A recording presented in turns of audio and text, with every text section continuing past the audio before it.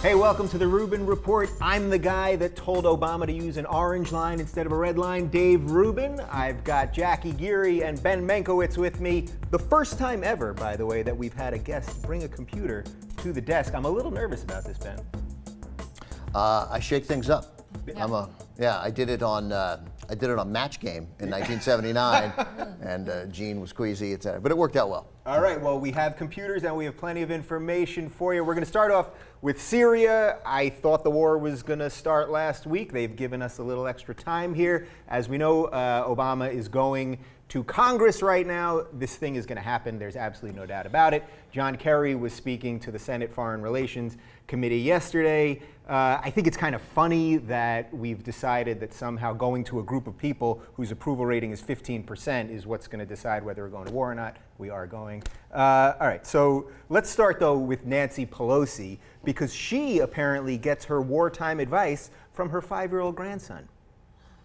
I'll tell you this story, and then I really do have to go.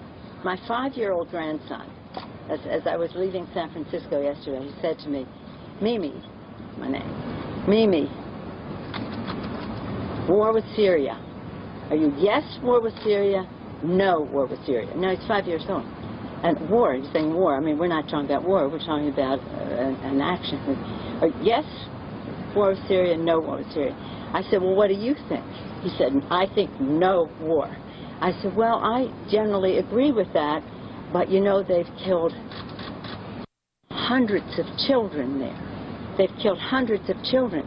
And he said, 5 years old, were these children in the United States? And I said, well, no, but they're children wherever they are. So I don't know what news he's listening to or who he's listening to, but even a 5-year-old child has to, you know, with the wisdom of our interests, well, how does it affect our interests? Well, it affects our interests because it was, again, outside the circle of civilized behavior. It was humanity drew a line decades ago that I think if we ignore, we do so to the peril of many other people who could suffer. Okay, so we all get it. She's trying to be cute there and humanize this thing, except it seems to me that her grandchild actually has more of a sound foreign policy than she does, because her grandson said, are they American? Implying if they're not American, then maybe we shouldn't do this, which seems to be something that Nancy Pelosi pretty much believed until this war. What is the Botox going straight to her brain? I guess that's really the way to start. The kid was essentially like, Mimi, no, Mimi. Yeah. The kids are not, they are not United States citizens. Don't do it, Mimi. And she was like, oh, kids, isn't that funny? Did she realize what the kid was saying there? Because the kid was making the point, they're not Americans, don't do this. Don't do it. The fact that the House Democratic leader missed the point of a 5-year-old story. The 5-year-old story was pretty clear. Right. No war. Okay, I have a follow-up question, because you appear to be pro-war. Yes, yes. Are the kids Americans? No, they're not. And then she turns that into, so I think he sees the world and how the world works. People involved, rain, tough days. Yes, tough, like, what tough stuff. Stuff. I start saying words. She then relates it back to the red line that the world has set, and I don't know if you guys saw this, but just like an hour ago, Obama's speaking, and now he's saying it's not his, he never meant red line. This is the world's red line. Is there anything that's true anymore? You know, we had a coup in Egypt a couple of weeks ago, and they refused to call it a coup. Yes. The red line is no longer a red line. Yes. Is the bigger problem here that this is now all about words? We're not even honest with just the way we word things. No, we're just going to use a lot of words and say things and try to get out of having said things and change what we said into something else completely. But as a people, we spend far too much time worrying about the words in the first place. What matters is the action. What matters is the policy. It shouldn't matter whether Obama said the red line or the world said the red line or not. Just because you say something doesn't mean you have to do it later. Right. If I say to my girlfriend, if you ever, if you ever sleep with somebody else, I will leave you. And then it turns out, no, I don't want to leave her. We have a family, and like what if I? You shouldn't do that again. Have I committed some grave, horrible error? Right. But no, I get to make my decision then based on the circumstances on the ground. Okay, so what would you say By then? the way, just for the record, As far as sleeps I know, with she everyone. hasn't. Yeah. Right. But now she knows she For the can. record, So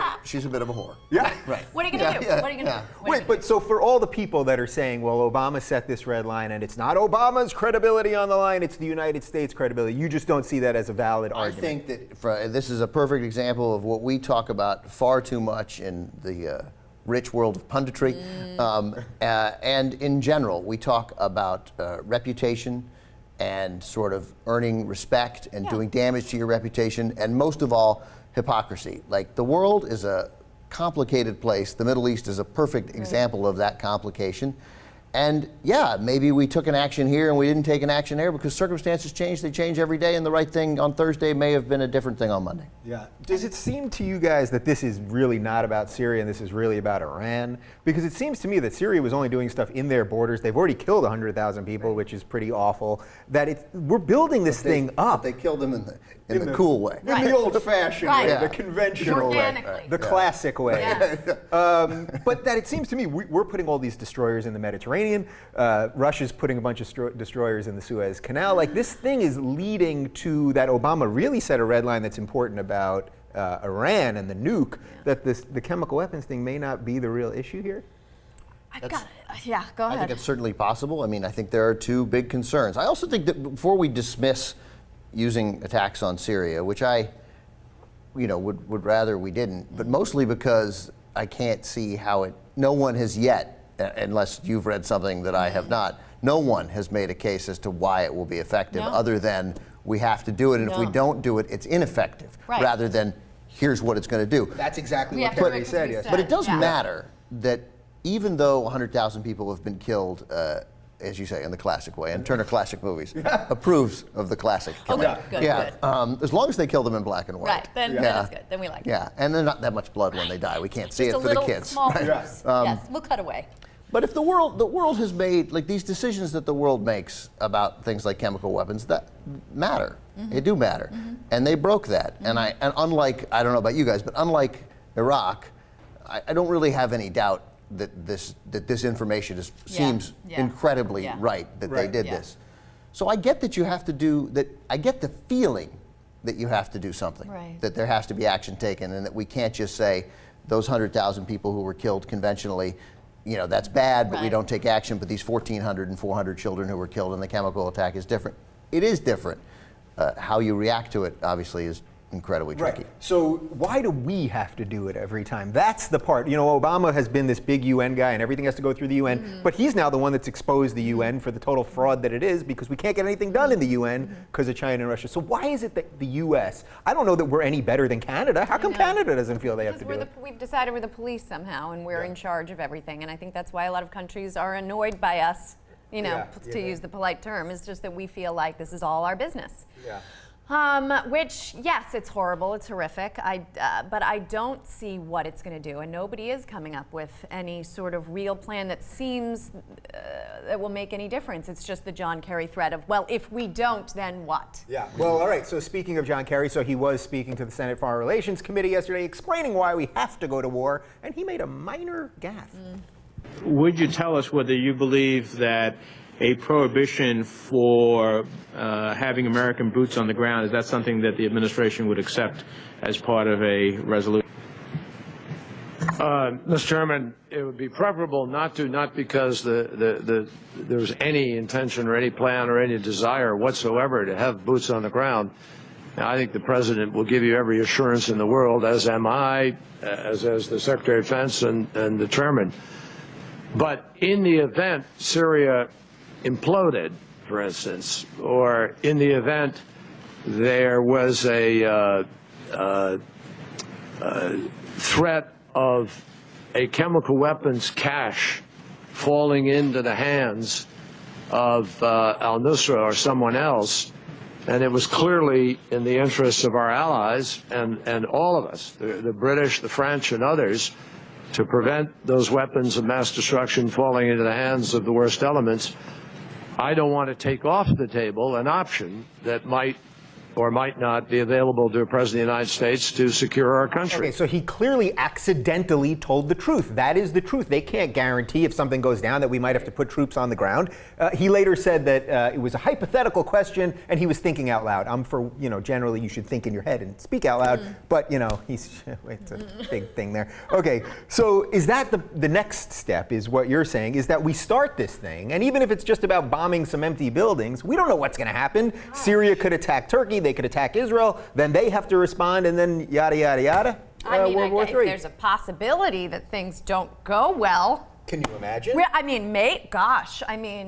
do you make, Ben, about about Kerry's that's a complete and utter gaffe, right? Like, didn't they pound it into his head, whatever you do, don't say boots on the ground? You said it right at the first time. It's a complete and utter gaffe, but it's true, so I like it. Yeah, it is I'm true. glad he said it, because of course it's true. It's also true if we don't bomb. Yeah. The fact is, bombing may make the chemical, I don't know whether the chemical weapon stash are more or less likely to get into the hands of, so we have to consider, as what we didn't do in Iraq very clearly, and I just got back from the Telluride Film Festival and I saw Errol Morris's documentary with Don Rumsfeld, The Known Unknown, where it's really, or it's either The Known Unknown or The Known, It's like Unknown known. Right, but he, and what we didn't do was look past stage 2. Yeah. We're like, we'll win Yeah, easy. They'll it's gonna throw be great. roses on our feet, and then we'll just get out. Yeah. We'll set up a bunch No of permanent bases, and we'll take their oil. Yeah. Great, what could go wrong? Right. So I mean, what Kerry is saying could happen now, and could the wrong weapons fall into the wrong hands, or stay in Assad's hands, and he attacks Turkey, or Israel is brought in some way if somebody else of course that could happen, and then we're going to put boots on the ground, right? Yeah. So, all right, so final thought on this. Do you guys see this as inevitable? As we sit here right now, are we absolutely going to war in 2 weeks from now? Or- Well, that's also essentially what Kerry was saying. It was so interesting. It was like, well, if Congress decides not to support the president's plan, then what happens? Right. And he was essentially saying, well, you're gonna. Yeah. It's gonna happen. There's So no does other way. Obama look like the biggest schmuck ever if we don't go to war? Because now they've laid out the case. So if Congress votes no, doesn't Obama have to do it anyway, just for that same hubris that you were I'm gonna get making back to fun it, of though. before? Who does he look like a schmuck to? To the Army guys? I think they care about what the Army guys think. I do, but I mean, so look like a schmuck. I mean, know. look, if it's wrong, and maybe not, the soldier who chooses not to fight is arguably the bravest soldier of them all, to totally bastardize Bob Dylan's line and Bruce Springsteen's adaptation of it. But so I don't know. I mean, look, if it's the right thing to do, if there's a plan that could really hurt Assad with the 41 days of precision bombing, then I don't know that it's the worst thing in the world. And I think that you'd probably turn a lot of the country around, but nobody quite believes that plan is even possibly in existence, right? Yeah. That's the problem. Right. Yeah. All right, well, obviously the story is going to keep unfolding. Stay abreast with Nancy Pelosi's grandson. And also I was watching CNN yesterday, and Wolf Blitzer asked one of the guests, why haven't the Americans cared about this for 2 years? And maybe, Wolf, it's because you guys have completely ignored it. Okay. All right, let's keep going with Congress. So, Congress has been on this 5-week vacation that they take through all of August and the first week of September. We talked about it a couple weeks ago. This was originally set up because they didn't have air conditioning in the buildings in D.C., so it was very hot, and it gave them a chance to go home and talk to the people and really mix it up and do town hall meetings and catch up on summer reading. That's actually on Congress's website as one of the things that they do. Don't read. They can't read, yeah. Did you get the new Dan Grisham? Brown. Right. Dan So, Brown. right. So as we speak right now, they're actually still on vacation. So even though this is all going on with Congress right now, Obama nor Boner, I can't Boner. I'm calling him Boner for now. They haven't called them back officially, even though this whole war thing's going down. But what I found fascinating about this is that the Democratic and Republican leaders, they actually hand out toolkits to the members of Congress to go home that instruct them on how to behave when they go home and have to deal with their constituents. They're now focusing on small gatherings because remember a couple of years ago with Obamacare that the town halls got out of control and they were being yelled at and had to answer questions, and that's not what they're in business for. That they should do more on Facebook and Twitter and things like that.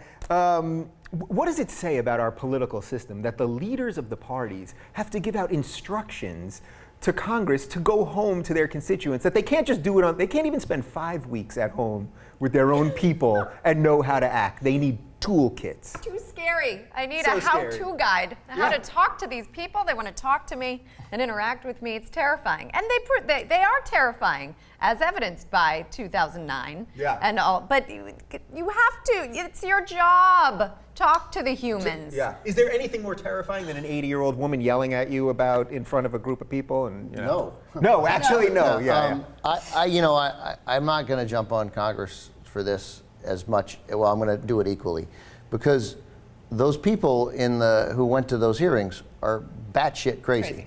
And like there's a different world out there now, and it's true it's what my overwhelming sympathy for Obama is. My frustration with him outweighs my sympathy with him for him. But he's got a party in there, and we get so wrapped up sometimes in what he's doing or lack of what he's not doing.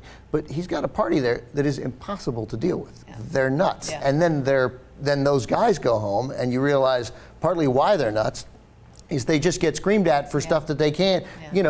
Challenge his birth certificate, challenge this, challenge the defund it. You can't defund Obamacare; it got passed, man. Right. So I don't know. I wouldn't want to go home for 5 weeks and sit through those. They're pointless. They're a giant waste of time. They're for show to say, look, here I am mixing with people, but you're not. Go to diners every day. You want to talk to voters. Figure out some other way in your district to go to the assembly line and talk to guys as they're working or on their lunch break. But these are for show, and they ended up having vitriolic, angry, sometimes racist, screaming at them. In some ways, I felt moderately sympathetic to some of those right-wing Republicans. Yeah, I mean, I totally agree with you, especially when it was happening a couple of years ago because of Obama. It was crazy and it was racist, and you're right. It's just a lot of people yelling, and then, of course, because of the news cycle, one crazy thing gets picked up, and someone's making fun of McCain, and he has to say something, and okay, fine. But don't you think now, with exactly what's happening right now, they are home still.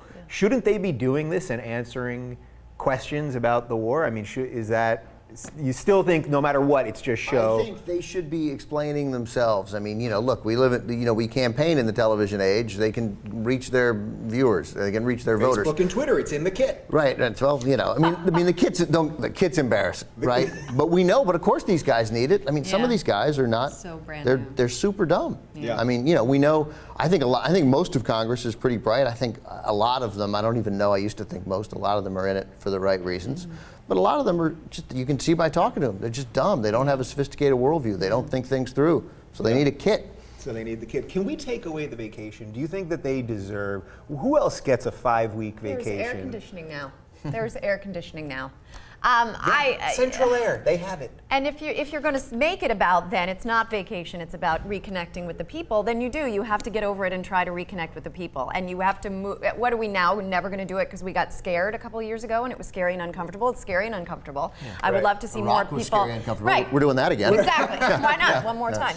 Yeah. So it needs to be, and I would just love to see them, maybe they need a toolkit on how to deal with crazy people in a strong, effective way where it is shut down. Because I feel like so many of them, when birthers or these people would come at them, would get uncomfortable and not want to say, no, that's insane. Yeah. He is not a citizen of Kenya. He does have and wouldn't shut it down appropriately. And so it kept, I don't know, am I crazy? No, listen, so is the real problem here that because of the way the system works, that we can't really get good people to become politicians anymore. So then you get these sort of dullards, especially in Congress, and then they don't want to talk to their people because they really don't know the issues. I would venture to say that there's some crazy percentage of congressmen that don't even understand the basic functions of the branches of government or the names of simple foreign leaders. Or what government agencies do, and government They agencies can't even name government agencies. Look at Rick Perry. Want to close down, and then an ALEC meets every whenever the hell they meet, and they tell everybody in every legislature how to act, and those guys, every one of those guys is, eventually that's who makes up the Republican wing of Congress. And I'm not. This is no great celebration of many Democrats either, but. Yeah, and obviously, when you get back to it, it all comes down to getting money out of politics, and because the real issue isn't whether they take 5 weeks off to go home, which was the idea in the first place. I mean, that's really why it's there, is that this wouldn't be a Congress that was there 50 weeks a year in session in Washington. The real issue is that the health care bill was written by insurance companies, and that every other bill that we have is, and the banking business and the Wall Street wrote the banking reform law.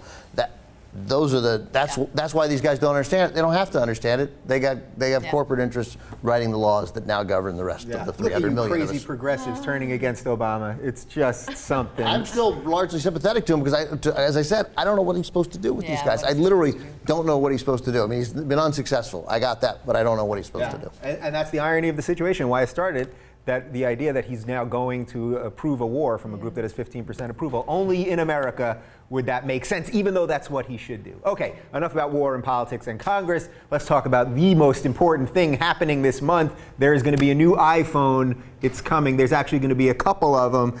Let's take a look at the first one. This is the rumored gold iPhone 5S. It's going to be gold, people, and it's on a fancy red stand there. I don't think that's going to come with it. Apple is expected to launch 2 new models. That's going to be the 5S right there. It's going to have fingerprint technology, and then they're going to release a cheaper version in many, many colors. That's going to have a plastic case, and then there's going to be some other fancy things. Siri is going to be a little bit better, and we'll get a faster processor and all that stuff. Siri might be off of the cheaper version. Siri's not going to be on the cheap? She too classy. That's what I read. She's expensive. Yeah, that's right. She don't come cheap. That's funny. But I could be wrong because A, I don't know what I'm talking about. B, I don't care. No, but I have a feeling that might be one of the things they take out to make it cheaper. You heard it here first, people. Siri's off the plastic one. So what I want to talk about with this is, do you guys think that Apple has started to lose its cool factor? Is it starting to happen? You know, when they really were coming up and they did that 1984 commercial and they were fighting the power and they were going to change the system and they basically defeated PCs. And now they've become such this big monolith and Steve Jobs isn't there anymore and it feels very corporate and they show commercials that look, that everything's so wonderful and then it says, designed in Cupertino, but they don't show you the sweatshop in China. Have they lost a little something to you guys? Well, the sweatshops in China are what make it so depressing. I mean, it's what I think that's. You want the sweatshop in the commercial? I want them in the commercial. Yeah. I think those would be moving. Yeah. For sure. Yeah. I don't know. I feel like now with the 5S, it's just what we don't know. What else? More colors, fingerprints. Ooh, and that is exciting. I do. But what else is there? I mean, I think they're a little. Yes, are they a little less cool because other people have caught up, which was inevitable. You can't stay ahead in this. There's, you know why? Because there's smart guys everywhere. Yeah. And those smart guys, I've seen the guys with the Galaxy or whatever, and it's also cool. Yeah, my husband has it. It's very cool. If there are a lot of cool guys, then the first cool guy seems less cool. But I mean, I'll get a 5S. By the way, my iPhone 5 broke. Your iPhone 5? Yeah, it's okay. You just can't talk on it. Other than that, it's okay. So perfect. all right. So that goes to my next point. So your iPhone 5 broke. I have an iPad. I have a MacBook Air. I have an iPhone. Blah blah blah. They all have ripped, frayed cords. I went into the Mac store, the Apple store last week, and the guy accused me of doing. The phrase was something like, "You're abusing this in an unnatural manner" or something. Ooh, that sounds dirty. Yes, I hang myself, and it's like some kind of autoerotic. I mean, their stuff does fall apart because it's being made in China, but you're going to keep buying it, and you're going to keep buying it, and I'm going to keep buying it. And that's the. I guess. I went through 3 iPads from November to December. iPad. Yeah. Three iPads. Like what are you one, doing to them? nothing. I would get it home and the charger wouldn't fit in the thing, or I would get it home and it would just shut off and I kept having to take it back and they kept replacing it. And it was like, I thought this was supposed to be where this didn't happen. It wasn't crap. What I like is that, so my iPhone 5, you can talk on it, but as soon as you touch it to your face, it starts freaking out and it'll dial numbers or it'll mute. Like, it's impossible. So I had to use a cord, but it'll still mute. Like, so. Someone's trying to make a phone call, just text. Yeah. So I've had it over a year. Why are you trying to make a phone call on your phone? That's the first problem. So I call them, I get them on the phone, and I try to explain the problem, and he's like, "Well, you got to do a hard reset." I'm like, "Yeah, but I don't want to do a hard reset because I got stuff on there the stuff. Right?" And he's like, "Well, I'll put the cloud." I'm like, "All right, I'll figure it out. I'll ask my girlfriend; she'll tell me." And I got everything on the cloud basically. But then he's like, "Have you dropped the phone in water?" I'm like, "No, I didn't drop the phone in water." Oh yeah, right? I forgot to tell you. Right. And then he's like, "Well, have you dropped your phone?" I'm like, "Dude, I've had a phone for 14 months. Yes, yes, I've dropped it. I've dropped it like 8 times. I drop it all the time. What else do I do? But everything else Like works. that. Like the internet works, everything else works. And the conversations themselves are so exhausting that it wears you down. But what I find interesting is that I'll go to that Apple store, and you got a guy who was accusatory, right? Immediately. Who said, like, did you fuck your phone? Right, Really sticking it in your phone. Right. And then but I've gone, and sometimes they're like, "Oh, that's too bad. Let me get you another one." Yeah. Like, and I don't know how That's what happens that with happens. iPads. Sometimes they just give it to you. Well, I don't know how they do it, but interestingly, what he said to me when at first it didn't appear he was going to replace any of my cords, and I said, well, you know, I have the MacBook, I have the iPad, and the blah blah blah, and he said, you know, one of the things we do here, this is the manager. He goes, one of the things we do here is we have to treat everyone the same, and I thought, this is bonk. First off, that's socialism, but also we shouldn't have to treat everyone the same, because if I have all your shit, well then I should be treated a little better than the guy that walked in and bought, you know, or that has one iPod from 20 years ago. And it's the thing, the guy thinks he's saying something nice, but what is essentially he's saying is, you've been a loyal customer and I don't give a shit. Yeah, he's pulling the old, you know, if you bring cupcakes at your third grade birthday party, you have to bring cupcakes for everybody, because if you bring cupcakes for 3 people, well then... Very quickly, I go to meet my girlfriend and baby when they came back from a trip to the Midwest when she returned to work just last month. And so they're coming off the plane, and they got the nanny and the baby. It's like traveling with the Rolling Stones in 1982. It's like the Some Girls tour. And so, and I sneak up to the top part, not through security, but right on the other side of security, just so they'll see me, so I can then help get down. And I'm waiting there for like 8 minutes. Thousands of people come off the plane. It's her plane. Eventually, she's going to come off. And I've been up there, and then there's no one else there. No one else there. And of course, then not a TSA guy, but like a TSA manager comes up and goes, "Sir, you got to wait downstairs." I'm like, they're coming right now. I told her I'd be here. It's my wife and my and baby and the nanny, and they got so much stuff, and I just want them to see. He goes, "Well, if I let you up here, I'd have to let everybody up here." And literally, I'm like, There's no. Okay. "Nope. Here's if you let me up here, you're just letting me up here. Then That's it. be all. That's it. That's all there is." Thank you. But I lost that fight. Yeah, you did. Because you can't get it. Because the second, like, I went back and forth 2 or 3 times, and then I think, I'm in an airport. Yeah. Don't fight the You power. gotta go down. That's what they say, you can't fight City Hall, you can't fight Apple, and you can't fight the TSA. No. All right. No. Okay, let's jump back to politics for a second, but a slightly lighter side of politics. Celebrity and politicians, you know, our politicians have basically become celebrities at this point. I'm pretty sure we've already coronated Queen Hillary, which is a really sad thought. But Ben Affleck now is being rumored that he may be the next celebrity politician. Did you also hear he was going to be Batman? That was a minor thing you might have missed on Twitter. But Jennifer Garner, his wife, had a little something to say about it. Right now, Ben feels like he can do more good for people politically from outside the system. Would I be surprised if one day he did go into politics? No. All right, it's a somewhat innocuous, but there's the hint there, and people have talked about Matt Damon maybe, and you know, we've had a long history of actors going into politics, which we'll get to in just a sec. But do you think this is the future, that you're going to have to be famous first to go into politics? Ronnie did it. Ronnie pulled it off well. Yes, he did. And I feel like we've been hearing this about the BAF for so long that he's maybe going in. No, he's not going in. No, but he's so interested, and he might. And yes, he will probably get elected to anything that he wants, because I like him. He's pretty, and he's a smart guy. You know, it wouldn't be the worst thing in the world, but yeah, it's a little. Maybe he can marry Batman and the presidential campaign. Ooh. Can you go directly from Batman to the Senate? That's the question. Yeah. I mean, yeah, you can do anything. Of course you can. You got the money, you got the right guys behind you, you picked the right state. Sure, you could do it. He's a very smart guy. Yeah, he really is. I don't know whether he's, I don't know whether he's interested. What they forget is that you can be a smart guy, but you have to be interested in the legislative process, which is, is dull unless you're into it, in which case it's the coolest thing you've ever been a part of. Yeah. So, I mean, guys who are in it have to be dedicated. All these guys we bring in now are guys who literally come in, they hate the process. Right. They hate designing laws. Yeah. And they think that that's their job, is to come there and prevent laws and growth and progress from happening. I mean, they probably don't say that. They probably don't say that. We know that's what they mean. Yeah, but do you think that's one of the things with Obama, that he really likes campaigning and fundraising and speaking, but I've heard that he's not big on the actual legislating and getting in there and really working through the bills with Congress and all that stuff, as opposed to someone like Clinton, who loved that stuff, loved striking a deal and all the nuance. Bill Clinton, I don't think, would have gotten one other thing done that Barack Obama has. I mean, I really think the obstinance of the Republicans is such that wouldn't matter. I mean, maybe a little, and that may be true about Obama, but he is, he's clearly the kind of leader who'd like to sort of shape out the broad parameters and then let his guys go to work. But there's no going to work in the House. Right. It can't be done. Those guys aren't playing nicely. All right, let's take a look at some of the other actors who've gone into politics.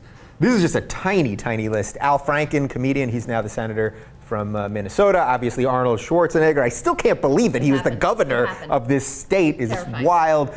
Ben Stein, who he was in Win Ben Stein's Money, and he's done and Ferris Bueller's Day Off and all that. He was a speechwriter for Nixon and Ford. A lot of people don't know that. Clint Eastwood was the mayor of Carmel, California. Jerry Springer was the mayor of Cincinnati until he paid a hooker with a check. That's true. Ronald Reagan obviously was the governor of California and the president of the United States. And Sonny Bono was the mayor of Palm Springs, California. This is just a tiny, tiny list. One that's really interesting that is not on that list is a guy named George Murphy, who beat JFK's press secretary Pierre Salinger in California for the Senate race in 1964. George Murphy was president of the Screen Actors Guild from 1944 to 46. Reagan was his deputy. And George Murphy was a big-time actor, a song and dance man first, and then became a kind of a B-movie actor, and a pretty good one. And then went to the Senate 2 years before Reagan went to the governorship. And he's a good-looking dude, and he was sort of Reagan before Reagan. And then he went in 64 and served till 70, and then Reagan came in 66 and went on to do a couple other Ben things. has him up on his laptop. Yeah, there you go. The laptop. I knew there was a reason for the laptop. I wanted to make sure I got There it is. I wanted to make sure I got the year right on George Murphy. Finally, Yeah. someone fact-checking some of the things we do around here. Yeah. That's very nice. So one of the things I brought up a couple of times since we've been doing this is that I partly think that what we need in America is not that we need a monarchy or a royal family, but I feel like the British somehow get out some of the juiciness of politics with the royal family, and we want our politicians to be everything. We want them to be cool rock stars like Obama and also nerdy policy wonks. I don't know if that's possible. So is having celebrities be politicians, does that even just make the system that much more screwed? Well, maybe we should just elect Ben Affleck king. Prince. But seriously, it does. Yeah. It gets out a lot of, because one human can't be all those things. And if they are the perfect rock star, the most attractive person, or the most charismatic person, they're not necessarily going to be the best legislatively. And if somebody's an amazing, legislator, they're not necessarily going to be the most charismatic, Al Gore. Yeah. So it's a human thing, though. We want people that we recognize and we feel attached to already. It's so much easier. We want them to make decisions for us. If they're on our ballot, we'll vote for them. Yeah. I think it's a bad thing. But I think you're right. I don't think there's any going back from it, and then you hope that when we make the mistakes that we'll make, that those guys prove to be different. But the idea that Ben Affleck is eager and ready to work with 99 other guys on staying up, rolling up his sleeves late at night with staff to work out the intricacies of certain legislation and stand up to corporate interests, because there's nobody standing up there in a general way for regular people, for working Americans, that they don't have a lobby, let alone poor Americans. I don't see that happening, and that's not an indictment of him. I wouldn't want to do it. Right. And also the idea that he would immediately, it's obvious that if someone of Ben Affleck's stature and clout was to run, that obviously you immediately run for Senate. He's not going to go be like a congressional aide first, or What kind of loser would be in the House? Yeah. Oh, yeah, you got not someone like schmouse. the schmouse, the House, the schmouse. What do you guys think? So Reagan is really the best example of this, though, because he became president, and now everyone thinks he's some sort of god, or at least half the people do, or something like that. Do the Republicans have no chance to ever have a famous person make it anymore? Because all the celebrities now are Democrats, or I think there's a lot that are actually closet Republicans. Yes. Are there any? Who are the big Republicans now that are Gary Oldman, he's British. Angie Harmon Right, Angie Harmon. for president. Right. Yeah, Angie Harmon. There's what's his name from The Dating Game. Chuck Woolery is a big Chuck Republican. Woolery is right. Yeah. And I don't envy them. Yeah. Chuck Woolery gets sick of being in Congress in 2 minutes and 2 seconds. Yeah. James Woods is another one. Have you Is seen that- that? Are you yeah. guys following him on Twitter? He has become a major right wing. Yeah. Really? Yeah. It's funny. James Woods is a fan of my father through politics, through the '72 McGovern campaign. So he's one of those guys who had a transformation, I guess. I didn't know that about James Woods. Yeah, The other thing you hear about James Woods. Well, I know about that thing. Yeah. Yeah. He's But Google it's Google it. You'll use the figure it out. Hey, that's our co-star. Yes, it is. That's right. Yeah. By the Jimmy Woods. Lovely, That's right. lovely. I should mention, by the way, this is the first time on the Rubin Report that we have two people who starred in one movie. That's right. Ben and Jackie were both in White House Down. Did not have a scene together, though, from what I understand. I didn't have a scene with anyone. You did. There was another human. Yeah, there was another human. It was funny because you guys, the professional actors, wrapped that movie, and then we came in like 8 weeks later, and not long before release. That's right, in like March. Yeah, where they were, I guess, in some screenings, they were like, "Hey, how's the outside world know what's happening here? We have to. we need the inside world to know what's happening outside. So we got to have some TV stuff." And that was clearly added later. Yeah. And God bless them. And I was excited to see you when I saw you. I was like, oh, yeah. Thank you very much. Yeah, I had far more lines than I've had in anything ever. So, and you killed it. yeah, I totally did. All right, well, let's, that you gave me a perfect segue there. Let's keep talking about movies. So Netflix has become absolutely huge, and there's article after article about how they're revolutionizing television, and with series like House of Cards and Orange is the New Black, and everyone is binge watching now, which is where you can watch an entire series in 3 days instead of watching it every Sunday night on HBO, and that this is the future of television. And I thought, having you two on, it would be an interesting discussion to talk about the movie industry, and is this the way that everything's going to go?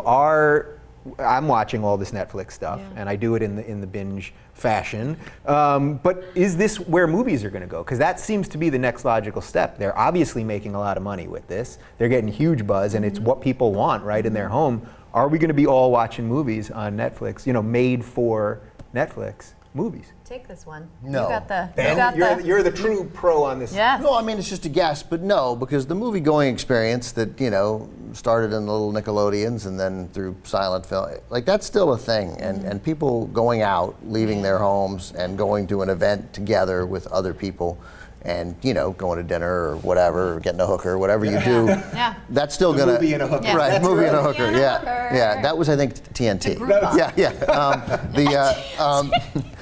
So, that will continue. But what we are seeing is this, starting with The Sopranos in 1998, this incredible television renaissance where I'm sure you recognize as an actress that the best writing, I just came to the Telluride Film Festival, and I saw some great movie. Alexander Payne's new movie, Nebraska, sensational. There's some great films. But the best writing is on television now. Yeah. It just is. And the show that's on after Breaking Bad is a show called Low Rising Sun with a wonderful actor named Mark Strong about Detroit homicide cops. And as TV shows go, it's good. It's not great, for my initial read. I've seen 2 episodes. I like it. I'll continue watching it. It is, until I went to Telluride, it was better than the last 8 movies I'd seen. It's shot better, it looks better, the characters are believable, they're credible, they're identifiable, and it's not a great show, but it's 10 times better than most movies and most big budget movies. And I'm guessing it didn't have a Transformers $250 million budget, which it probably had a $400 million budget. Do you feel that as an actress, that the good stuff, the good writing, and what would give you the most sort of rewarding experience as an artist is the television There's stuff? some amazing stuff I've just read recently, like something for Amazon called Transparent was so fantastic. Like Amazon's doing the Michael Connelly books, Harry Bosch books that are so great, and that's those have been talked about for a movie for years. It was, fans would always debate who should play the lead character, the detective in the LA Hollywood Bureau. And now the notion that it's going to be on Amazon and it's going to be maybe 10 episodes and you can develop them, sounds thrilling. And I think the creators are getting a lot more control. I think they're able to do a lot more of what they want. I would assume, I don't know but I would assume they've just got more free reign to be creative people. And when you've got 10 episodes and you're not terrified you're going to be pulled after episode 2 when the ratings weren't there, wasn't Orange is the New Black was renewed before season 1 even started. Because it's going on, what's actually good, which I feel like used to be what, the more mainstream. And look at, we mentioned James Woods, and James Woods and John Voight and Liev Schreiber, these are movie stars. Yeah. And these guys are doing Ray Donovan on Showtime, so and it's fantastic, and they're my all God. 3 great in it. And Tim Oliphant was on the verge of being I would assume a giant movie star. He's like so good looking at straight guys want to be, and he did, and he's on FX on Justified, and Patton Oswalt, Kevin Spacey. Kevin Spacey, right? I mean, these are serious actors. There's anti-shame in going on television. Absolutely. Now there's Glenn Close, who we were talking about my sunglasses beforehand on Damages. That it's hardly shame. It's clear. It's a blessing. It's there's a little cachet to it. And shame has become like ABC or something like that. Isn't that crazy? There you like, go. well, I wouldn't do an ABC show, but Amazon. Oh, come on. Yeah, what's They wrong? still pay. They still pay. What? Do you guys think we lose something by the binge watching experience? Because I do think there's something to be said for the fact that when Game of Thrones was on, we all saw the Red Wedding at the exact same time, Yes. and then everyone could immediately jump on Twitter and go crazy about it. Where now, if you watch this in 3 days and someone takes 2 weeks, that you do lose some of the shared experience, right? It almost becomes a race. It's like, oh my God, you did it in 4 hours somehow. You watched 10 hours of television. I can't keep up with I that. hate that I'm about to say this, but it. your life changes when you have children, and so there's less binge watching. So I get it. Like, so I don't think it's going to go away, and I think that we'll still, I don't think Game of Thrones is suddenly, in future seasons going to get released all at once. I think this is an alternative way that will change things somewhat. But I think it's also like, why are we, we have so many arbitrary things that we do things, TV shows come on once a week because that's what we decided they'd be on once a week, that we say, the list of the 10 best or the 5 best, like what's wrong with 8? Right. And what would be wrong with releasing a show Mondays and Thursdays Right. for 6 weeks? Like at some point, someone will try something different. As a movie critic, we know that we're told like the late summer here in August is where they put the summer movies that weren't, or we're now in September, they put the summer movies that aren't expected to do well. Why?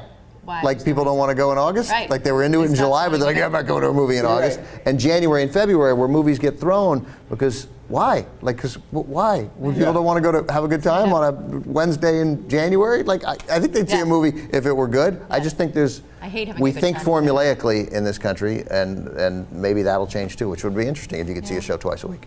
Ben Mankiewicz trying to revolutionize the way we think, not just about movies, but many, many things. All right, one more. We haven't talked about porn. I can't believe it. Yay, porn. We're going to do it right now. Speaking of things that we watch a lot of, Pornhub, which apparently is a website. I had no idea about that. They released extensive data about porn watching habits and the geographic locations of where people are watching and what they're watching. Let's look at this fancy map. Okay, so many of you guys are going to have to pause this and really take it in because there's a lot there. Let's leave this up for a while. Let's really leave this up. Now, I'm going to give you Yes. another image in a second that's going to show you the state by state, but just look at some of that. So in New York, they're going for the college That's porn. my state. Florida and many of these other states in the South, you're getting cream pie. Which I Googled. Yeah, so I had to Google it too. Ben, do you know what? Do you know? I Googled it. Did not have to I've Google got it. all this Ben did not have- pop-ups now. Yeah. But I was like, ooh, pies. Maybe they're using cream pies. Yummy and Yeah. porn. No. So I'm not going to explain. All right, we can get off that map for a second. I'm not going Hold on, to. leave that. Just could we see? Yeah, go back to the Let's map. What I just see screaming at me is Hentai? Texas. Oh, Texas. Texas Teen. teen. Okay, so Teen. we're going to get. All right, so let's jump to the next image here, and this is the state breakdown.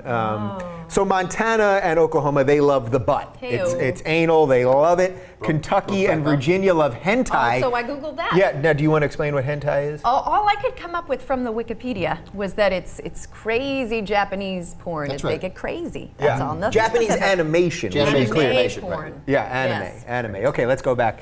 West Virginia loves large ladies. That's BBW for those keeping track at home. The West Coast is really into But isn't Asians. BBW big black women? Or is it big butt? Big butt. women, I think big it's big black butt. women. Use your computer. You've Please, got the laptop. yeah, Ben, you've got the laptop Come on there. now. All right, Ben's going to work on that. Wyoming and Idaho have some strange fetishes, including smoking cigarettes and backroom casting couch. So, all right, I mean, this is really fascinating that depending on where you live in these United States of America, that your porn habits are different. Do you guys read into anything? Big beautiful women. Oh, big, beautiful women. women. So that could be big black women, and it could be big-butted women. I mean, you could have the BBBW also. Yeah. If that's what you're into. I think it was interesting on that map that, can we see it for one more time? One more time. Love the map. It's really unimaginative if what you like best is compilation. Yeah, what is compilation? That's a little of everything. That's like a little. Oh, no, it's not a little of everything. It's a little. It's a lot of one thing. Right. Usually, like if you're like, yeah, I want to see. Here's how much I don't. Not only do I not want a story, I can't even sit through a 2-minute scene. Right. I just want the ending. Give it to me. You just want the Lots of cum endings. shot, and you want it Yes, over cream and pies, over lots of cream pies. and over. It's like you just those. No, probably not those. No.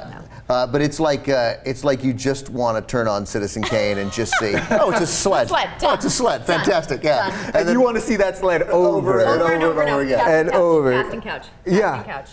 Do you think there's anything we can learn about this, though, from some of the geographic stuff? I mean, even in the South, they see, so there's the teen thing in Texas, and they do seem to like black porn more in the Well, South. those are states with hugely black populations also. So, Oh, interesting. yeah. I was actually thinking about it the other way, that because there's more racial tension somehow in the South, that it's white people that are secretly watching. Well, the messed up thing about calling it ebony is this. I mean, first of all, What? black 2013. Colored porn. Black, that's right. Yeah, that's right.